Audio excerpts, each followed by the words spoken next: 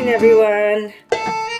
So here we are. I'm going to show you how easy it is just to change around some of the recipes that I have.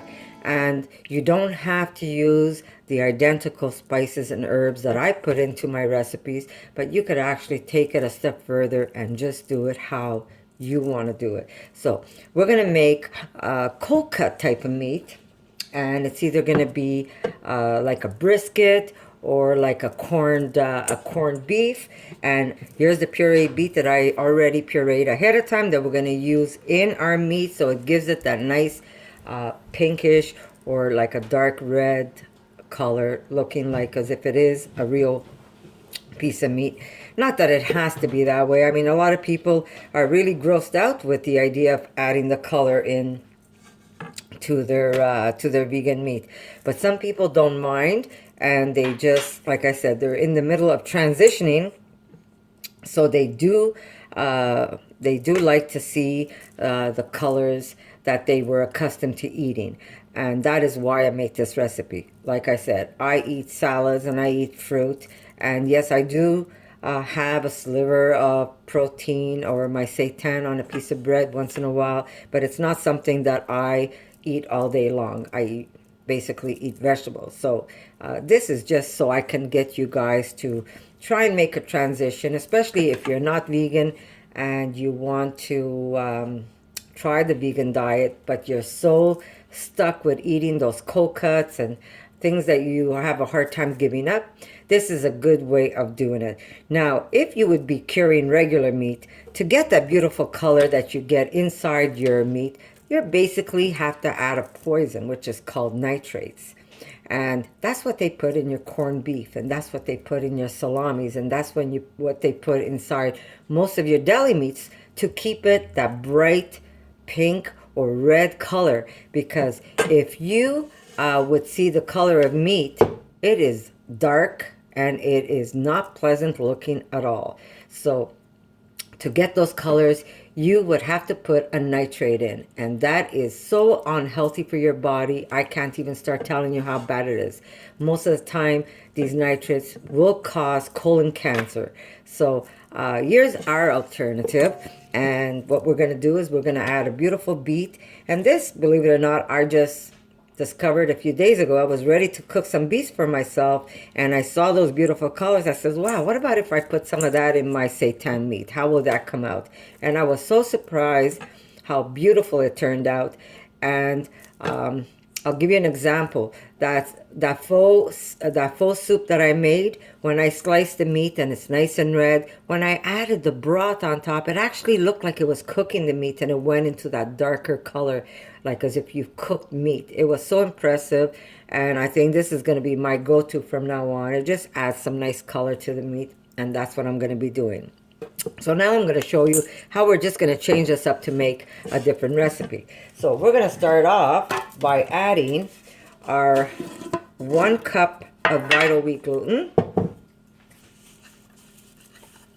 And that's why, by the way, I've been making my simple videos, because when I start talking, it takes an army to shut me up. So here we go. We've got a 1/2 cup.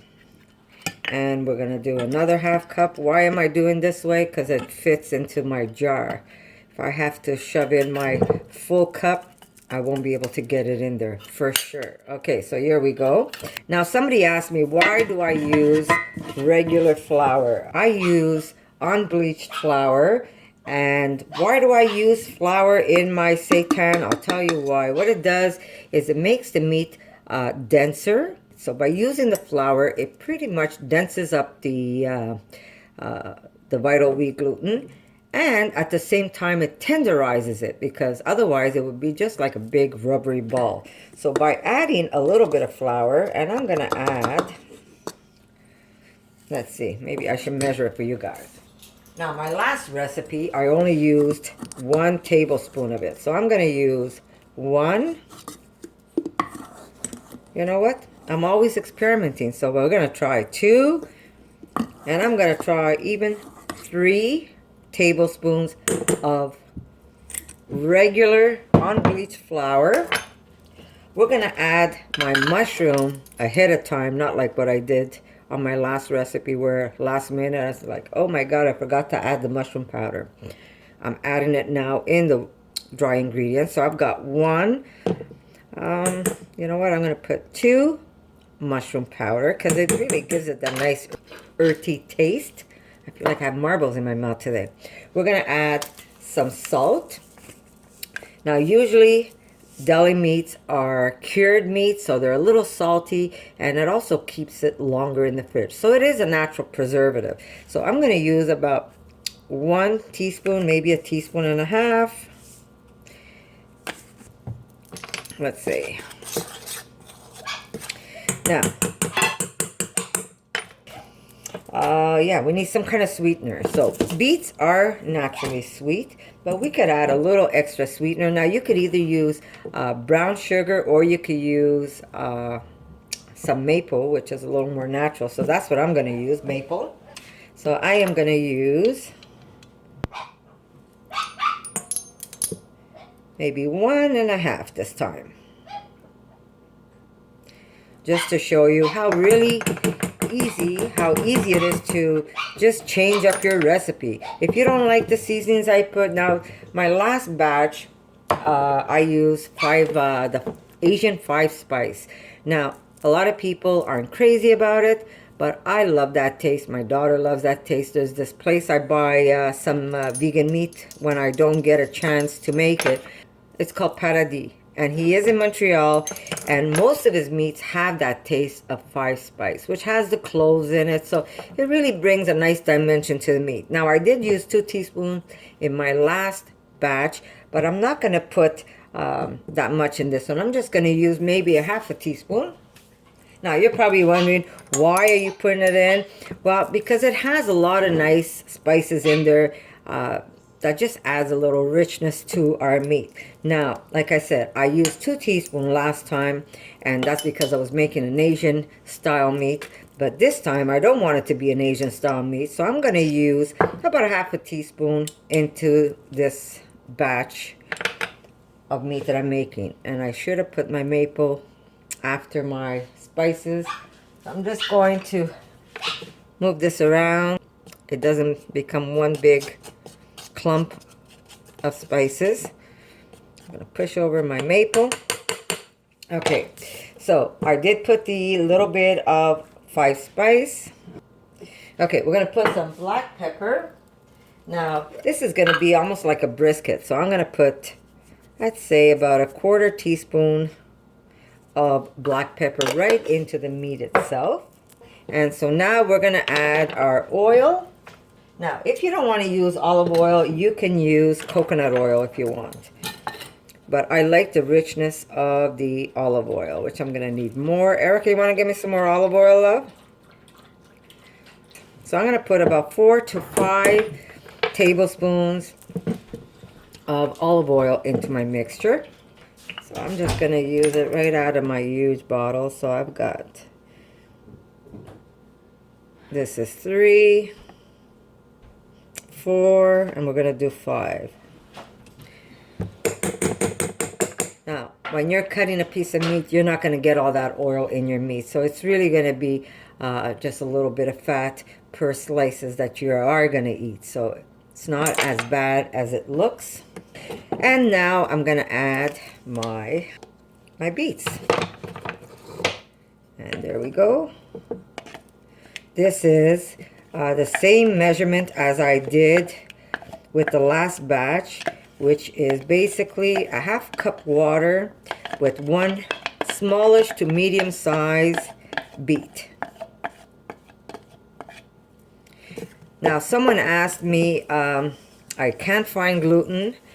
Is there any way I can make it by washing seitan? Yes, you can. What you do have to do is, after you've washed your gluten, you need a food processor where you're going to put that gluten into a food processor, and then you're going to add your mixture of beets into it. You're going to have to let it sit, and let whatever liquid drip out of it. Otherwise, you're going to have one big soppy mess. And you might have to put back in a little bit of flour You can make the gluten by this type of meat with the beet with regular flour that you wash. Yes, you can. You just have to have a couple of steps that are extra, but yes, you can. Okay, so here we go. Our meat is almost done. And I wish you can smell this. It smells just divine.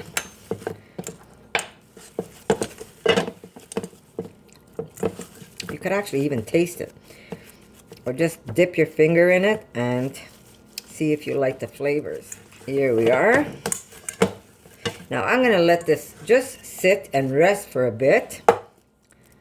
Now we want to make some type of brisket, right? So when you're making a brisket, your brisket's kind of flat. It's not like a ball. So you're going to flatten your meat out. Same way I did the last one that I showed you. And you're just going to let it sit, and it's just going to settle in and firm up on you. Here we go.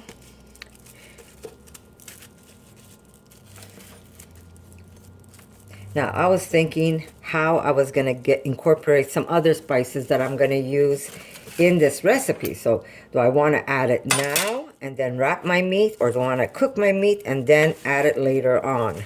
So this is my debate right now, because like I said, I'm always trying and experimenting and trying to get a new recipe out for all of you guys. Okay, so what I will do for now is I'm going to add some of my beef flavoring right on the outside of this. And maybe some peppercorns. So I'm just going to put some here. These are oily. Okay, so I'm just going to shake some of my beef. And this recipe, guys, if you're interested, you could find it. It's called my beefless seasoning. So you can look that up. And that is a nice beef flavored. And just coat the outside of your meat roast. I guess you want to call it a meat roast, because this is what we use as meat, right? Now, we're going to make this into a deli meat. So here we go.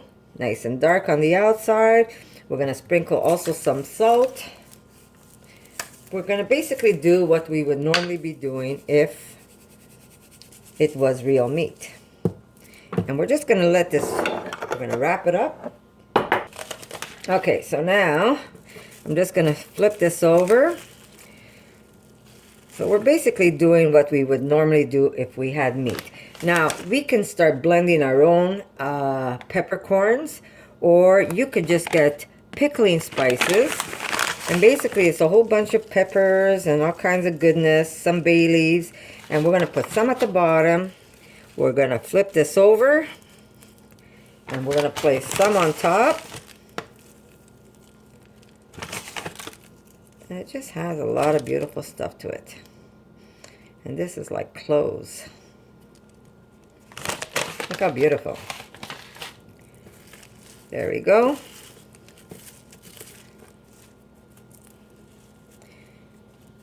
And we're just going to, oh yeah, maybe some chili flakes. There we go. A little bit of chili flakes on top.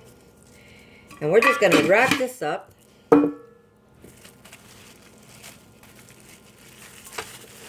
We're just going to let it rest.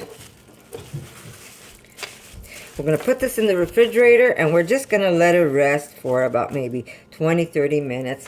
And then we're going to put this to cook. Remember, this is a new recipe for me. I've never done it before, so we're doing it together.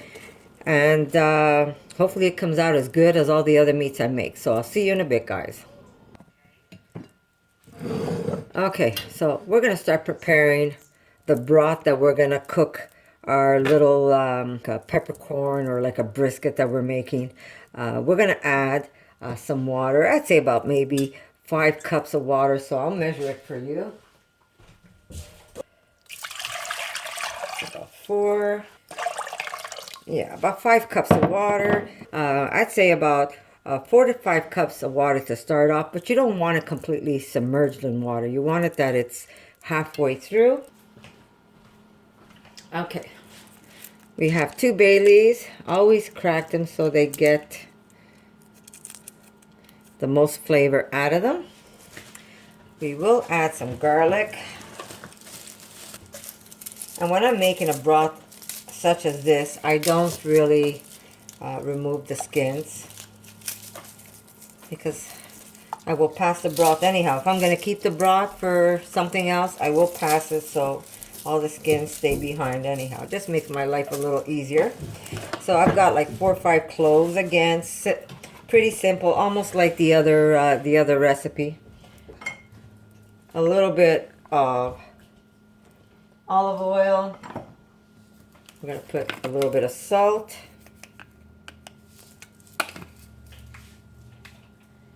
Now you could either use brown sugar again, or you could use a little bit of maple. So just for the fun, I'm using some brown sugar. Actually, I'm going to use a little more salt because I want it to be almost like a brine. We're going to use some mustard seeds. Okay, here we go. And again, guys, you know what people are saying? Oh, you see, you're making seitan, and since it has no taste, you got to add all this stuff to make it taste delicious. But you know what? Same thing with meat. Have you had just plain meat, especially when it's like dark inside? It smells. It is stinky. So trust me, if it wasn't for all those herbs and spices, you wouldn't want to eat that either. So here's my mustard seeds. Again, our beautiful berries, our old, allspice berries. We're going to put a nice little, I'd say about a tablespoon, no, about a teaspoon and a half maybe of the berries. Again, I'm going to put my jerk seasoning. Why? Because if you smell jerk seasoning, you can smell the cloves, you can smell the bay, you can smell the sweetness to it. It's all there. So I'm going to put, let's say about a tablespoon of jerk seasoning. And of course, I'm going to put my beautiful beef flavoring that I make. And if you guys want to make this, I have a link. Just check. Usually if you go all the way to the end of my videos, all the way to the end, I have some videos that I've already made that I've linked for you guys, such as I'll probably be linking this one for you, so this way you know where to go to make it. And this is going to be our delicious broth that we're going to cook our meat in. Just have to taste it. It's fantastic. More salt though, because I want this to be almost like a brine. So now this is ready. I'm going to have this, I put another tablespoon. I'm going to have this simmering, so when I'm ready, I'm just going to put the meat in and it's done with. And then we're going, because you have to bring your broth to a boil first. Once your broth comes to a boil, then you could insert your meat and then simmer it right away. You got to go low. You got to keep it covered. And once in a while, do check it to make sure you still have enough liquid in the pot. You don't want it to dry up and burn at the bottom. But we're also going to put this in the oven, again, like a slow cooking. Or if you have a slow cooker, you can use that. Put in your slow cooker and cook it for a couple of hours. It's going to cook on you. Just, it has to be, seitan cannot boil. If you boil seitan, you're going to get sponge. You might as well do dishes with it because it's just going to be a holy mess.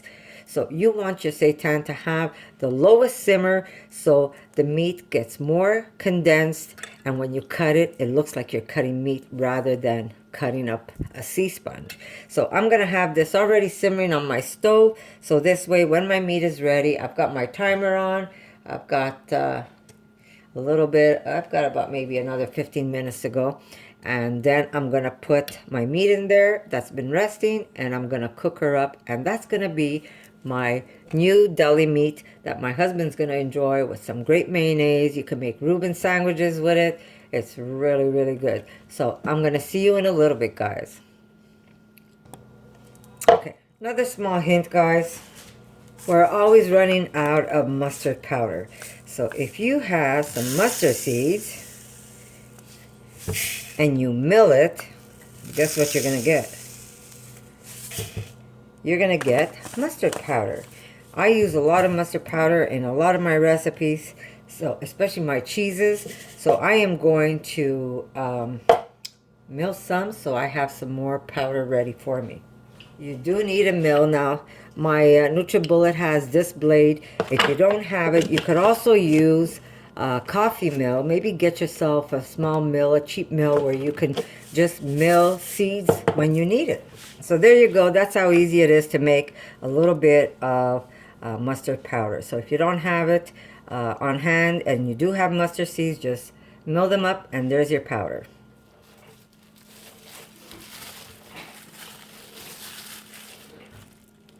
Okay, so we're just going to wrap it lightly. I'm not going to wrap the ends of it. And I'm going to drop it into the broth. And I'm going to show you once it's done and I cut it up for you guys. There you go. We're just going to let it sit there and it's going to just cool off or rest for a bit. And then we're going to uncover it and we're going to just give it a little fry in the pan with a little bit of sugar and some black pepper, and hopefully this will be as perfect as I expect it to be. And we're gonna have ourselves some great deli meat for the week. So I'll see you in a bit. Want me to get you a plate? No, we're good. And we're gonna take it out of its skin.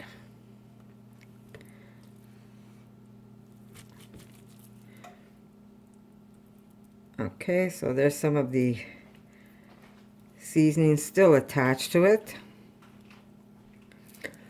And we're going to put this in a hot pan. So I'm going to try and do this without burning myself.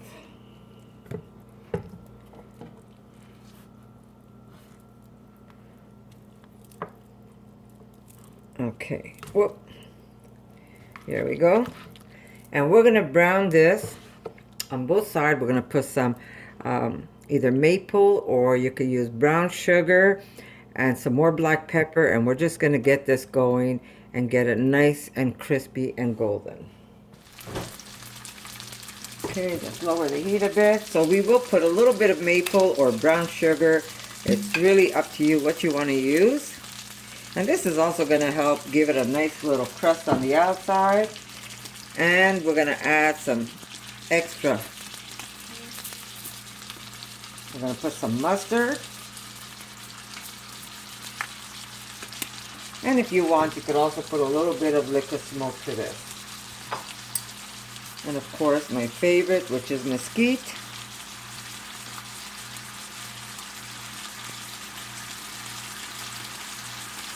There we go.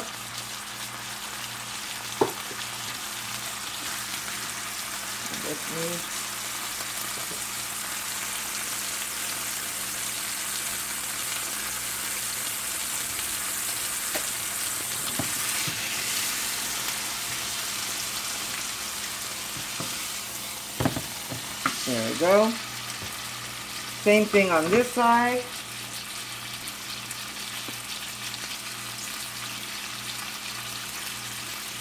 It's a sweet mustard, right? Yes, this is a sweet mustard, but you could use any mustard. A little extra maple.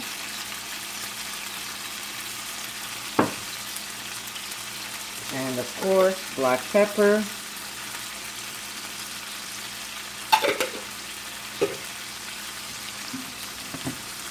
There we go.